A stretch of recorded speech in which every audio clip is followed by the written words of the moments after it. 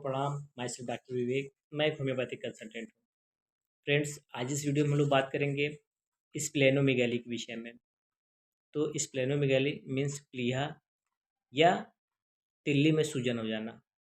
तो स्प्लेनोमेगाली क्या है, इसके होने के कारण, लक्षण, इन्वेस्टिगेशन और प्रॉपर होम्योपैथिक ट्रीटमेंट के विषय में इस वीडियो में चर्चा होगी।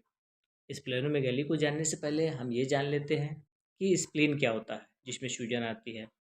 तो स्प्लीन प्लीहा पेट के ऊपरी बाएं हिस्से में पसलियों के नीचे लेफ्ट हाइपोकॉन्ड्रिक रीजन में स्थित एक अंग है जो रक्त को छानने, संक्रमण से लड़ने, इम्यून सिस्टम को मजबूत करने और पुरानी रक्त कोशिकाओं को हटाने का कार्य करता है।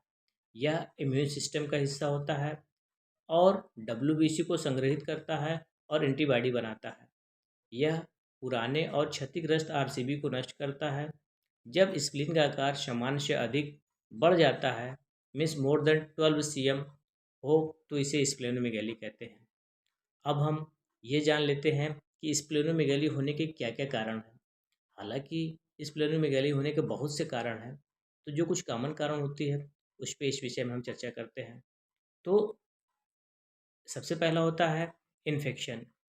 यह इन्फेक्शन वायरल, बैक्टीरियल और पैरासाइटल भी हो सकते हैं। तो वायरल इन्फेक्शन की बात करते हैं हम, तो hepatitis A, B, C, D और ई की वजह से भी होता है। डेंगू वायरस की वजह से डेंगू में भी ये होता है। बैक्टीरियल इन्फेक्शन की बात करते हैं तो एंडोकार्डाइटिस, ट्यूबरकुलोसिस और सिफिलिस में भी स्प्लेनोमेगाली देखने को मिलता है। पैरासाइटल इन्फेक्शन में मलेरिया और कालाजार में भी स्प्लीन में सूजन आते हैं। अगला कारण होता है लीवर की बीमारी। लीवर की बीमारी में लीवर सिरोसिस सबसे आम कारण होता है, जिसमें स्प्लेनोमेगाली होता है। रक्त विकार मतलब हीमोलाइटिक डिसऑर्डर। हीमोलाइटिक डिसऑर्डर में हीमोलाइटिक एनीमिया, ल्यूकेमिया और लिम्फोमा के साथ साथ ब्लड कैंसर में भी स्प्लीन में सूजन देखने को मिलते हैं। स्प्लीन में सूजन, miss inflammation, rheumatoid arthritis, autoimmune disease के साथ साथ स्प्लीन में इंजरी लग जाना, बहुत ज़्यादा ऑयली या फास्ट फूड का सेवन करना, इसके साथ साथ पुअर न्यूट्रिशन की वजह से भी स्प्लीन में सूजन आते हैं। कारण जानने के बाद अब हम इसके लक्षण के विषय में चर्चा कर लेते हैं। तो स्प्लेनोमेगाली में सबसे पहला लक्षण पेट के बाएं हिस्से में दर्द या भारीपन जो पीठ में बाएं कंधे तक जाता है। कम खाना खाने के बाद भी पेट का भरा भरा महसूस होना। एनीमिया मीन्स खून की कमी के लक्षण। कमजोरी बहुत ज़्यादा होती है या बार बार इन्फेक्शन लगने की संभावना सबसे ज़्यादा होती है। त्वचा पर आसानी से खरोंच लगना या ब्लीडिंग होना, उल्टी होना, जी मिचलाना के साथ साथ जाड़ा लग के बुखार भी आता है।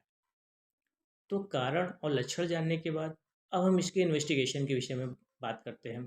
तो इन्वेस्टिगेशन में अल्ट्रासाउंड, सीटी स्कैन, एमआरआई के साथ साथ CBC, liver function test, bone marrow examination, जरूरत पड़ने पर स्प्लीन बायोप्सी भी कराना पड़ता है। कारण, लक्षण और इन्वेस्टिगेशन जानने के बाद अब हम लोग इसमें घरेलू उपचार जो सहायक उपचार के रूप में यूज होता है उसको भी हम जान लेते हैं।